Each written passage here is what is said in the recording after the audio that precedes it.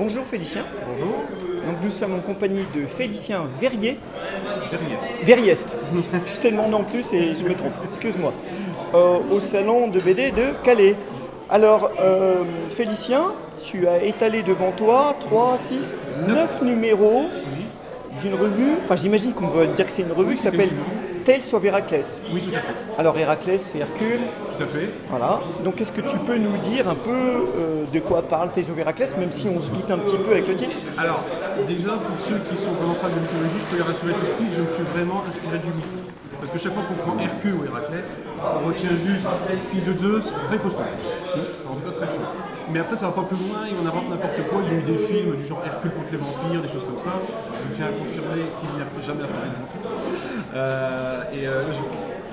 Comme il a été réutilisé autant de fois que Dracula, le Mousquetaire ou Robin des Bois, je me suis dit, c'est bizarre, je connais pas vraiment son histoire, son background, etc. Et quand j'ai commencé à m'y intéresser, je me dis, mais il y a de quoi faire à Conan. Et c'est aussi pour ça que je voulais retrouver un esprit vintage, donc les petites BD qui s'emmènent facilement, limite de poche, comme les éditions Nova des Marvel. Il y avait ce format-là, je voulais retrouver ça. Puis il y avait aussi plus proche d'ici les éditions Arédit Artima qui étaient à Tourcoing et qui faisaient du comics. J'ai une... Avec des éclipsos, des aventures fiction. Ils ont fait Dracula d'ailleurs, on parle de vampires, ils ont fait Dracula. Oui, d'ailleurs j'ai un oncle qui m'a donné des BD qui venaient de Tourcoing, une version de Star-Lord. Voilà, mais notamment de Dracula de Jane Collan qui est magnifique. Ah oui, et je me dis que pour vulgariser le mythe d'Héraclès, c'était vraiment l'édition idéale, parce qu'il y a déjà eu des comics ou des BD qui reprenaient le mythe, mais on sent que la maison d'édition a demandé un nombre limité d'épisodes, et avec un mythe aussi long que celui d'Héraclès, du coup on est obligé de survoler des passages, et là au moins ça me permet de m'attarder sur plein de petits détails, et de ne pas me concentrer que sur Héraclès, mais sur son demi-frère jumeau. Je savais même pas qu'il avait un demi-frère jumeau quand j'ai commencé, son neveu, Mégara, sa femme, sa première en tout cas, et ce genre de petits détails. D'accord, alors tout à l'heure tu m'as parlé un peu de tes influences graphiques. Alors est-ce que tu peux nous rappeler les auteurs, les dessinateurs qui t'ont un peu inspiré? Eh bien surtout John Bushma. En fait, le deuxième comics que j'ai acheté était dessiné par lui. Oui, c'était quoi? Alors c'était un Strange Spécial Origin qui racontait... Alors, plusieurs épisodes, il y avait un épisode de Spider-Man, mais il y avait aussi Thor qui affronte Surfeur d'Argent, qui a été manipulé par le fameux Loki, qui cherchait quelqu'un de plus puissant que lui pour affronter Thor. Et il les a montés l'un contre l'autre et je trouvais les dessins magnifiques. Quand j'ai commencé à chercher, j'ai vu qu'il avait dessiné Conan. Et comme mon but était de retrouver l'esprit des héros de la Dark Fantasy en pagne avec des grosses épées qui massacrent des gens du genre Musclor, Conan, je me dis c'est parfait, c'est tout à fait le style d'esthétique qu'il faut. Et en plus, ça renoue avec aussi ce qu'on appelle l'esprit pulp. Exactement. Et donc du coup, comme je voulais retrouver cet esprit-là, parce que maintenant on parle de geek, mais pulp c'est l'ancêtre, d'une certaine façon c'est un peu l'ancêtre du geek, ça touche à la culture de Lovecraft, Homer et Howard, toutes ces choses-là. Et en fait, je me suis rendu compte que de vulgariser le mythe d'Héraclès de ce style-là, c'est complètement cohérent avec l'esprit pulp. Alors il y a 9 numéros, est-ce que c'est terminé ou est-ce qu'il y en aura encore à venir? Au départ, quand j'ai commencé, je savais qu'il y avait les 12 travaux, mais je ne connaissais pas les autres aventures. Je me suis dit, je suis bon pour 12 épisodes minimum. D'accord. Je suis parti pour 60. Ah oui, ça va être des longues haleines. Il y a beaucoup d'aventures dont certains on n'a jamais entendu parler. Je ne savais même pas qu'il a été jusqu'en Égypte. Ah oui, d'accord. Par exemple, un petit détail, quand j'ai su qu'il était né à Thèbes. Moi, Thèbes, j'ai toujours connu Thèbes en Égypte. Oui. Le film La Momie commence comme ça, Thèbes, la cité des vivants. Et bien en fait, cette Thèbes-là, dans la mythologie, a été créée par Héraclès. D'accord. Donc, un des premiers trucs que j'ai appris, je dis, en fait, je ne sais rien du tout d'Héraclès. Et là, on en est au 9e. Le prochain, en fait, il faut finir les corrections et la couverture. Et il va sortir donc ce mois-ci. Et ce sera la fin de la saison 1. Fin de la saison. Ouais, je suis obligé de faire en saison parce qu'il y a tellement de personnages à écrire en amont. Il y en a même un là par exemple que j'ai pris en cours de route. J'ai pas eu le temps de l'introduire parce que je suis tombé dessus parce qu'il y a les tragédies aussi. Il n'y a pas que les 8, donc du coup je suis loin d'avoir fini. C'est seulement dans la saison 2 que les 12 travaux vont commencer. Donc là, les 12 travaux, qui au départ ne sont que 10, ne sont même pas mentionnés là-dedans. Ah oui, pour l'instant tu n'as même pas entamé les 12 travaux. Pour l'instant il s'appelle même pas encore Héraclès. Ok. Il s'appelle Alcée, ou alors dans les mythes c'est soit Alcée ou Alcide, ça dépend des versions. Oui. Je trouvais qu'Alcée c'était plus cohérent parce qu'on ressent mieux son ascendance avec Persée, c'est son arrière-petit-fils techniquement. Donc du coup, là c'est vraiment, à la limite j'ai commencé par le préquel. Contrairement à George Lucas, j'ai fait les choses dans l'ordre. Voilà. Et pour ceux qui aiment le pulp, j'ai choisi Tales of Héraclès en référence à Tales of the Crypt. Oui. L'écho de la crypte, je trouvais que c'était... Oui, une bonne filiation là aussi. Ah oui, tout à fait. Oui. Et en plus, ça me permet, comme c'est le monobite, l'ultime Héraclès, ça me permet de faire des petites références à plein de héros de la pop culture. Pour les fans de Ken le Survivant, le premier, ça va être un régal.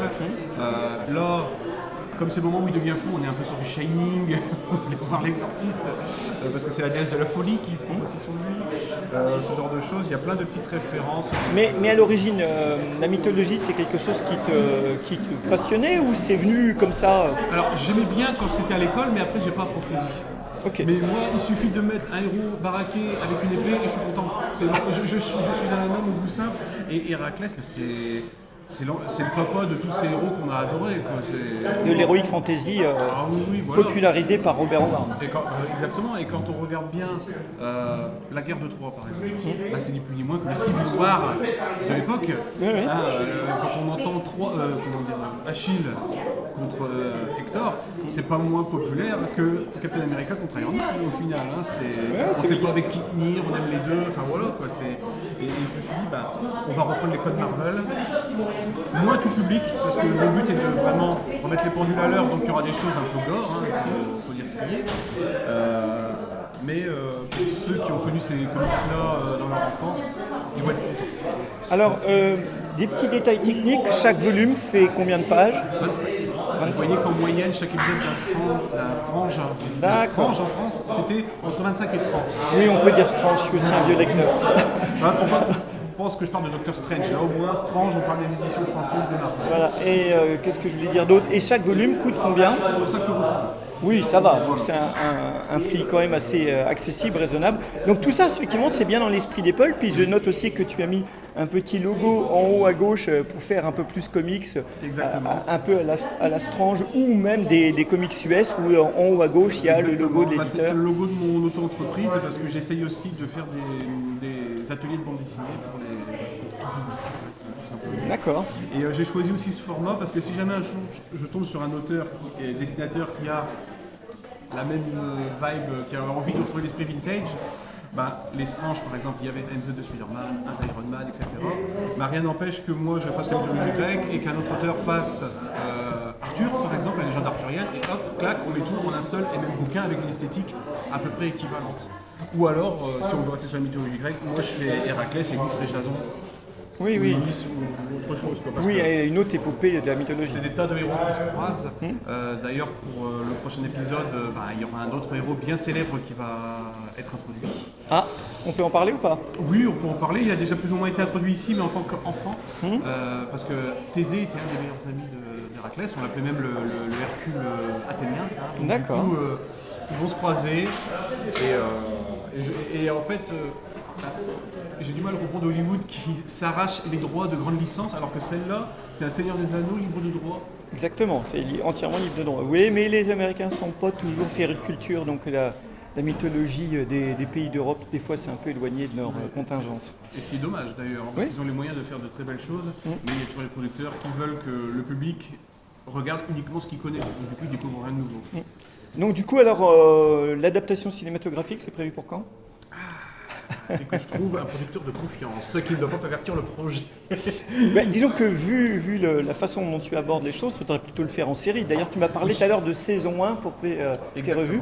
Au départ, je pensais qu'il n'y aurait que les 12 travaux à faire. Oui. Loin de là. Il y a vraiment énormément de choses à faire. J'ai répertorié au moins... Là, je suis bon au moins pour 6 saisons. Et les 12 travaux ne commencent que dans la deuxième. C'est vraiment... C'est rien de mieux. Alors si tu fais les 12 travaux, si chaque saison fait 10 épisodes, je suis sur 10 ans là. Ok. Après, entre chaque saison, je vais aussi me faire des autres BD d'autres univers en un seul épisode. Le prochain, ce sera un écrit par mon épouse. D'accord. Et donc du coup, comme ça, je commence déjà à structurer celui-là et à côté, hop, je commence à écrire. Parce que surtout que là, on va commencer à aborder les passages les plus célèbres. Le Lion de Némée et l'Hydre sont dans la saison 2. Au niveau du design, j'ai pas envie de les louper, donc du coup... Alors donc tu vas faire aussi d'autres BD, alors si j'ai bien compris. Exactement. Donc ça sera quoi le sujet, si on peut en parler? Alors parfois presque un peu nanardesque. Moi on me dit un truc ninja contre gladiateur, ça va me faire rire, j'ai envie de le faire. Quoi. Pourquoi pas, effectivement. Et au final, déjà il y aura le projet Assassinat qui parle de 4 femmes qui sont fugitifs. Ensuite, il y a plusieurs projets que j'ai en tête, je ne sais pas encore lequel commencer. Des fois, chaque fois que je tombe sur des faits historiques dont on n'a jamais entendu parler, je me dis mais pourquoi on ne fait pas un film? Ouais. Une fois, j'avais vu un documentaire qui parle de l'âge d'or de la piraterie. Les Affranchis est un film qui reprend l'âge d'or de la mafia, on refait exactement pareil avec les pirates, ce serait pas moins intéressant. Bien sûr. Voilà. Donc du coup peut-être encore des BD du coup historiques alors. Exactement. Ok. Ceci dit, la mythologie c'est un peu historique aussi. C'est historique avec du fantastique. Alors d'ailleurs pour ceux qui sont vraiment fans d'histoire pure, je n'ai pas remis Héraclès à la période classique avec ce qu'on appelle les chitones, les toges en travers, les sandales. Non, j'ai vraiment mis à l'âge de bronze. C'est une des raisons aussi pour laquelle c'est Héraclès non pas Hercule, parce qu'à cet âge-là, Rome n'existe pas encore. Bien sûr, oui, mais Hercule c'est le nom romain, c'est pas le nom. C'est le nom romain, oui. Et puis même les raisons pour lesquelles ils font les 12 travaux sont plus nobles là qu'en tant qu'Hercule. Hercule fait les 12 travaux pour devenir un dieu. Oui, parce qu'il n'est qu'un demi-dieu. Exactement. Héraclès le fait pour se purifier d'un crime. Ah oui, effectivement. C'est limite des travaux publics qu'il fait pour se faire pardonner un crime. Et je trouve que c'est plus noble. Alors moi j'ai une petite question qui sera un petit peu nanardesque aussi. Oui. Tu as mis une statue. Oui. Alors je sais pas si c'est une statue d'Héraclès ou pas. Si, tout à fait. C'est une statue grecque, en tout cas, inspiration, oui, d'accord. Oui, ben, c'est la pose, des statues les plus célèbres. Alors, comme dans toutes les statues grecques, les hommes ont un tout petit kiki, donc Héraclès avait un tout petit kiki. Sur cette statue-là, oui, là non. Parce que à la base, le kiki, son côté raffiné, et Héraclès n'est pas connu pour son raffinement. C'est vraiment une machine de guerre. Le premier crime qu'il a commis, c'est tuer son prof de musique parce qu'il se faisait punir parce qu'il était mauvais en musique. Donc, quand on le verra, dans la saison 10, on voit son... Voilà. Dans l'épisode 10, pardon, pas la saison, on voit que c'est plus un homme bestial qu'un homme cultivé. Oui, donc plus Conan que... Pas complètement. Voilà. Et encore, apparemment Conan dans les romans connaît de la poésie, des choses comme ça. Par contre, Héraclès, il est nul en poésie, il est nul en chant. Lui, c'est vraiment la machine de guerre. Ses mentors l'ont appris à tirer à l'arc, l'art de la chasse, la guerre. Ce qui est d'ailleurs assez paradoxal parce que la culture grecque, justement, met beaucoup en exergue l'art, la culture, la poésie. Exactement. Et donc là, Héraclès est complètement un contre-courant de sa propre culture. Après, moi, je vois pas ça comme un contre-courant, mais comme une faiblesse. C'est sa kryptonite, un petit peu. Ah oui, d'accord. Oui, c'est intéressant. Je pensais à un épisode avec Jason, parce qu'il a fait partie des Argonautes. Oui. Et ils vont traverser un passage avec les sirènes. Et là, c'est Orphée qui arrive à régler le problème en chantant plus fort que les sirènes. Héraclès, ça aurait pas marché avec lui, ça. Clairement. Il n'est pas si complexe. Eh bien, écoute Félicien, merci. En tout cas, on voit que tu es investi et passionné par ton projet, ça fait plaisir. En plus, c'est un projet que je trouve éminemment sympathique avec le côté pulp. Mais je te remercie beaucoup. Passe un excellent salon et puis à bientôt. À bientôt.